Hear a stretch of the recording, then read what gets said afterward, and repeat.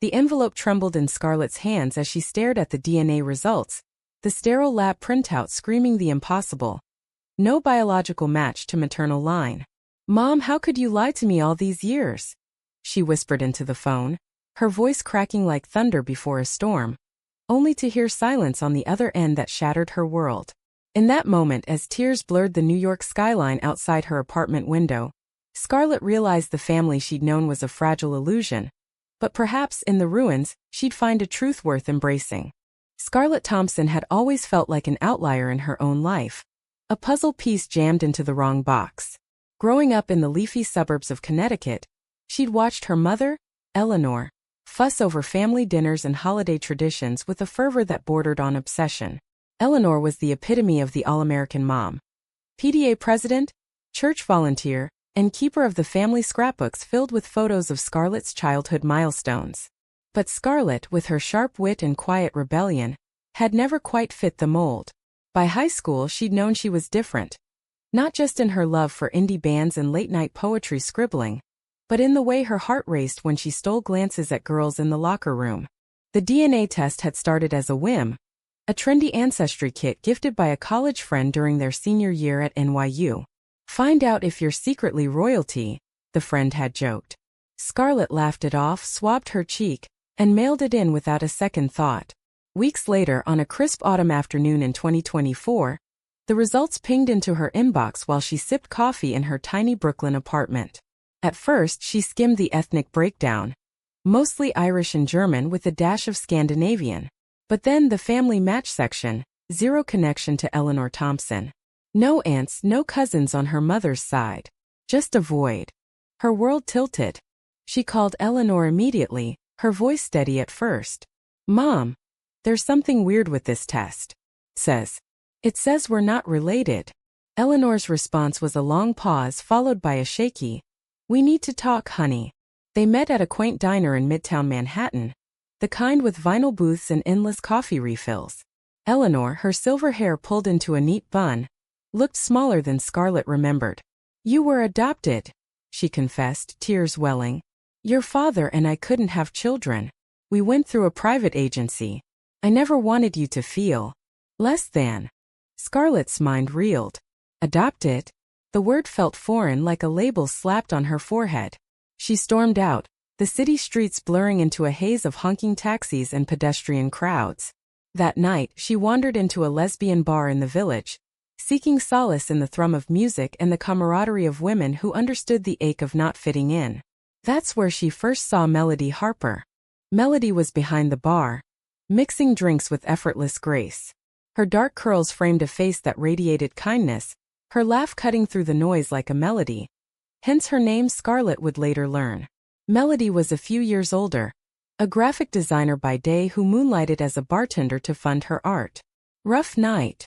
Melody asked, sliding a gin and tonic Scarlett's way without being asked. "You have no idea," Scarlett muttered, downing half the drink. She poured out her story in fragments, the betrayal fresh and raw. Melody listened, her hazel eyes steady. "Family isn't always blood," she said softly. "Sometimes it's the people who choose you." By closing time, they'd exchanged numbers and Scarlett felt a spark, a tentative warmth in the cold void left by the DNA revelation. As weeks turned to months, Scarlett delved deeper into her origins. She hired a private investigator, poring over adoption records that led to a small town in Ohio. Her biological mother, it turned out, had been a teenager, scared and alone, who gave her up for a better life. The knowledge brought closure but also fresh pain. Eleanor, sensing the rift, tried to bridge it with apologies and family therapy sessions, but Scarlett pulled away, questioning every memory. Amid the turmoil, Melody became her anchor. Their first date was a picnic in Central Park, under blooming cherry blossoms. Melody shared her own story. Coming out in a conservative Texas family, the rejection that drove her to New York for a fresh start. "I inherited their stubbornness," she joked, "but I built my own family here." Scarlett leaned in, their hands brushing, and for the first time she felt seen. Not as the adopted daughter or the confused lesbian, but as herself. Their romance blossomed slowly, laced with stolen kisses in rain-slick streets and late-night talks on fire escapes. Melody introduced Scarlett to her circle of friends, Queer artists, activists, and dreamers who gathered in cozy lofts for potlucks and poetry readings. Scarlett began to see inheritance not as genetics, but as the legacies we choose. Resilience, love, community. But shadows loomed. Eleanor's health declined. A sudden diagnosis of early-onset dementia. Scarlett, torn between anger and duty, visited her in the hospital. "I may not have given you life," Eleanor whispered, "but I gave you mine." The words cracked Scarlett's defenses, forcing her to confront the complexity of love beyond blood. As Scarlett navigated the emotional minefield of her adoption, her bond with Melody deepened into something profound. They moved in together after 6 months, into a sun-drenched loft in Williamsburg, Brooklyn. The space was a canvas for their shared dreams. Melody's vibrant paintings adorned the walls, while Scarlett's notebooks filled with stories of self-discovery cluttered the coffee table. Mornings were lazy, filled with coffee and tangled sheets, whispers of "I love you," that felt like home. Yet, drama simmered beneath the surface. Scarlett's quest for her biological roots unearthed unexpected connections. Through an online forum for adoptees, she matched with a half-sister, Lila, living in Chicago. Lila was straight-laced, a corporate lawyer with a picture-perfect family, but she welcomed Scarlett with open arms. They met halfway in a Cleveland cafe, exchanging photos and stories. "Our mom was flawed," Lila admitted, "but she loved fiercely." Scarlett returned to New York with a sense of wholeness, sharing the details with Melody over wine. Melody, however, harbored her own secrets. She'd been in a long-term relationship before Scarlett, with a woman named Jordan, who had left her heartbroken after cheating. Melody downplayed it, but Jordan's shadow lingered. One evening as they attended a Pride event in Manhattan, Jordan appeared tall, charismatic, and unapologetic. "Mel, you look amazing," she said, hugging Melody a beat too long. Scarlett felt a pang of jealousy, but Melody brushed it off. "Ancient history," she assured. The conflict escalated when Scarlett's career took off. A short story she'd written about her adoption journey got published in a prestigious literary magazine, drawing attention from agents. Amid the excitement, she confided in Melody about her fears. "What if I'm not enough? Not for you, not for anyone." Melody held her close. "You're everything." But betrayal crept in subtly. Melody started working late, her phone buzzing with messages she dismissed as work stuff. Scarlett, already raw from family upheavals, grew suspicious. One night, rifling through Melody's sketchbook for inspiration, she found drawings, intimate portraits of Jordan, dated recently. Her heart plummeted. Confrontation came in a storm of tears and shouts. "How could you?" Scarlett demanded, waving the book. Melody broke down. "It was just coffee. I was confused, missing closure. But I choose you." The revelation shattered Scarlett. She fled to Eleanor's house in Connecticut, where her adoptive mother, now in remission but frail, offered quiet wisdom. "Love isn't perfect, Scarlett. It's messy like us." Days blurred into reflection. Scarlett realized her inheritance wasn't just pain. It was the capacity to forgive, learned from Eleanor's unwavering love despite the lies. Returning to Brooklyn, she and Melody talked through the night. Melody confessed her fears of commitment, rooted in her own family's rejection. "I sabotaged us because I was scared of losing you." Scarlett, drawing from her journey, chose empathy. "We build this together," she said. Their reconciliation was tender, a recommitment sealed with a weekend getaway to the Hudson Valley, where autumn leaves mirrored their renewed passion. Yet higher stakes loomed. Lila invited Scarlett to Chicago for a family reunion with their biological relatives. Excited but anxious, Scarlett asked Melody to join.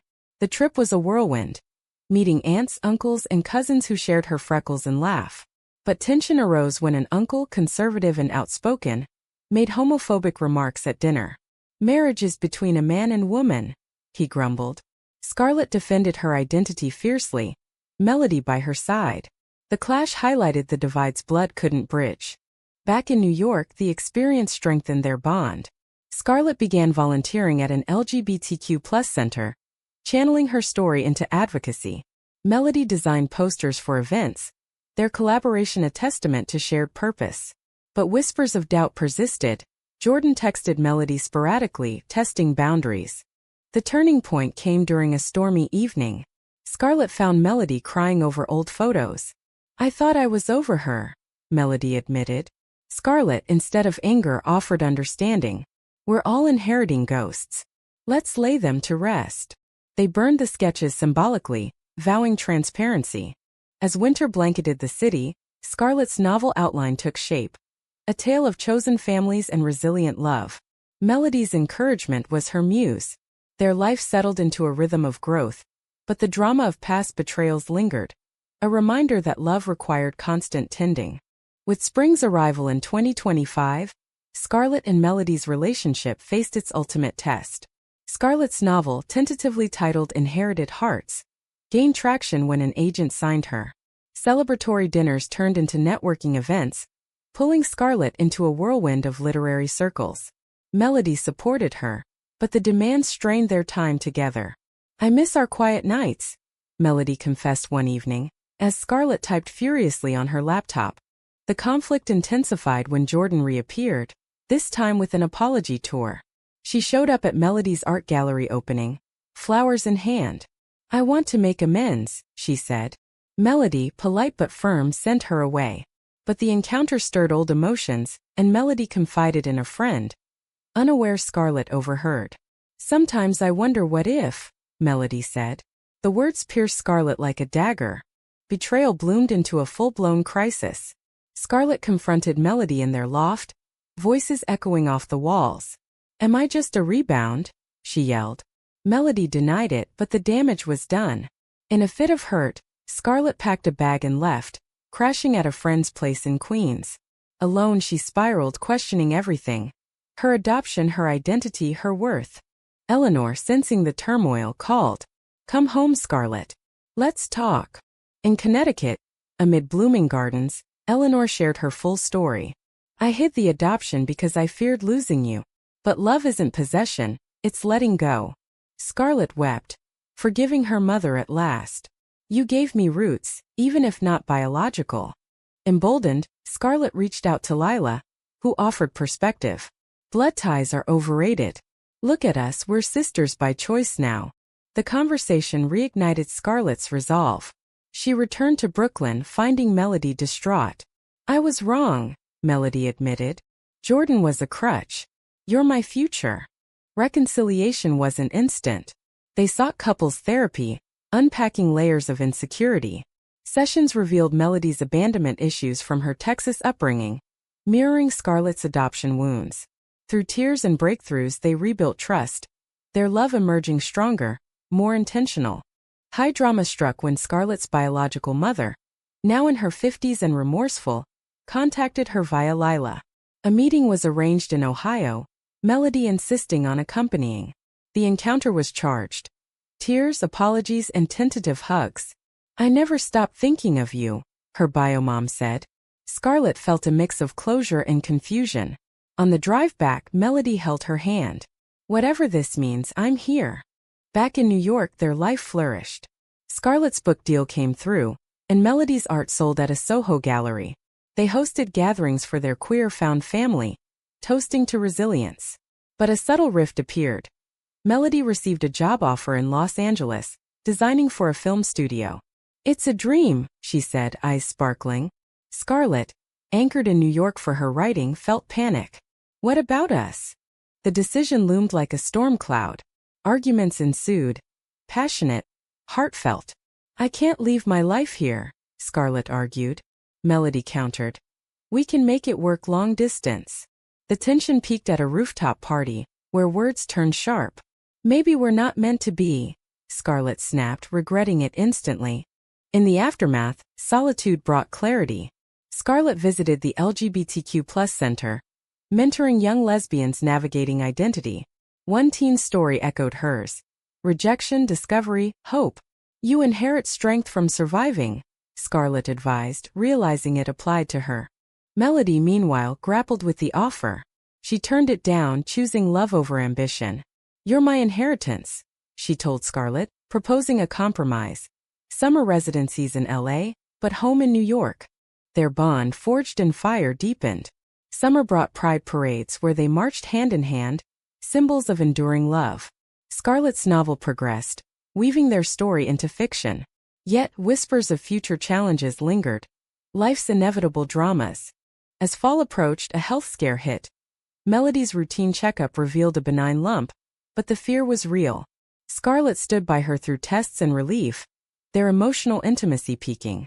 "We've inherited each other's hearts," Scarlett whispered in the hospital waiting room. The experience cemented their commitment. They planned a small commitment ceremony in Central Park, surrounded by chosen family. Vows exchanged under golden leaves promised forever, transcending blood and betrayal.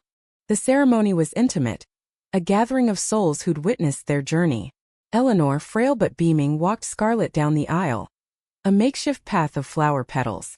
Lila flew in from Chicago, toasting to sisters found late but loved deeply. Melody's friends from Texas, reconciled after years, added southern warmth. As they exchanged rings, simple bands engraved with chosen inheritance, tears flowed freely. "In you I found my true family," Scarlett vowed. Melody echoed. "Blood may bind but love liberates." Post-ceremony, life settled into a harmonious rhythm. Scarlett's novel hit shelves in early 2026, garnering reviews praising its raw emotion and queer representation. Book tours took her across the U.S., from bustling LA signings to cozy Boston readings. Melody joined when she could, her graphic designs featured on the cover. Success brought fulfillment but also strain, late nights apart, the pull of public life. Drama resurfaced with Jordan's unexpected memoir announcement, detailing her past relationships, including Melody. Excerpts leaked online, painting Melody as the one who got away. Social media buzz dredging up old wounds. Scarlett felt exposed, her private pain publicized. "How dare she?" she fumed. Melody, mortified, confronted Jordan via email. "Leave us alone."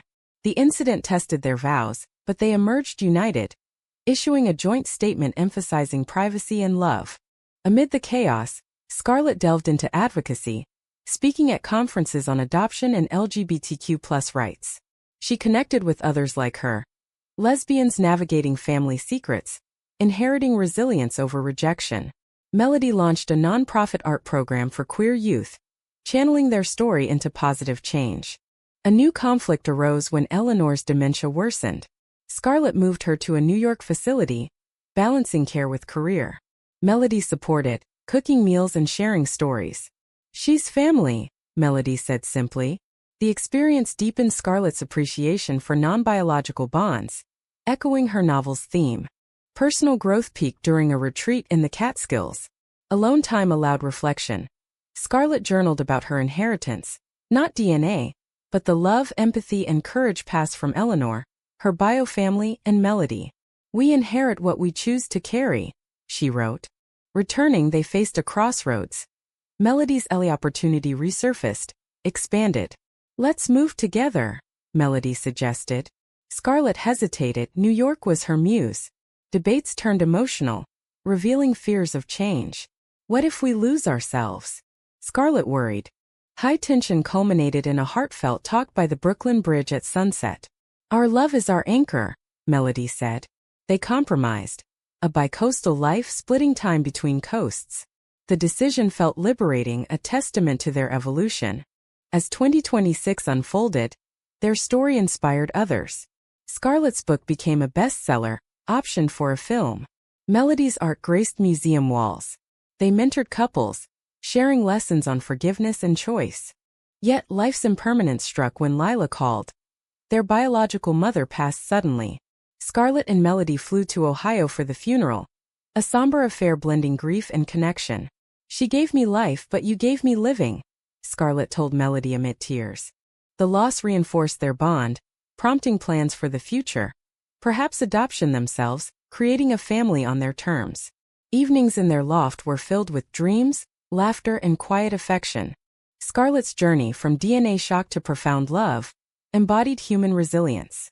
She inherited not genes, but a legacy of chosen love, proving that families are forged in the heart. In the quiet aftermath of loss, Scarlett and Melody's life took on a deeper hue of gratitude. They traveled to Texas for Melody's family reunion, a tentative bridge after years of estrangement. Melody's parents, softened by time, welcomed Scarlett warmly. "You've made our daughter happy," her father said gruffly. The visit healed old scars, reinforcing that inheritance could include reconciliation. Back in New York, Scarlett's film adaptation progressed, with her input ensuring authentic queer voices. Melody designed sets, their collaboration a joyful fusion. But success invited envy. A rival writer accused Scarlett of fabricating elements, sparking a media frenzy. It's my truth, Scarlett defended in interviews, Melody her steadfast support. The drama peaked at a premiere event, where Jordan appeared uninvited, stirring rumors. Confronted publicly, Jordan apologized sincerely. I was wrong to drag you into my story. Scarlett, embodying forgiveness, accepted. The resolution went viral, turning scandal into inspiration. Personal highs followed. They adopted a rescue dog, a scruffy mutt named Legacy, symbolizing their blended family. Walks in Prospect Park became rituals of reflection. Scarlett began a sequel novel, exploring intergenerational love. Conflict arose with Eleanor's final days. As dementia claimed more, Scarlett spent hours at her bedside, reading from her book.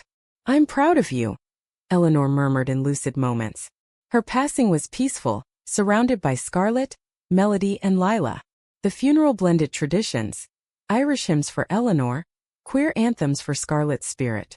Grief bonded them further. Melody proposed formally on a starry night in L.A., during their bicoastal stint. Marry me for all our inheritances. Scarlett said yes, tears mingling with joy. Their wedding was a grand affair in Central Park, attended by hundreds. Family, friends, ments. Vows renewed promises of enduring love. Post-wedding, they settled in Brooklyn but traveled freely. Scarlett's advocacy grew. She founded a foundation for adoptee support, focusing on LGBTQ+ youth. Melody's art therapy programs expanded nationwide. A year later, they pursued surrogacy, welcoming a daughter named Harmony. Holding her, Scarlett whispered, "You'll inherit love unbound by blood." Melody nodded, eyes shining. Their story, once fractured, became a beacon. Scarlett's memoir extension detailed it all. The DNA shock, betrayals, redemptions. Reviews hailed its humanity. In quiet moments, Scarlett reflected on her path.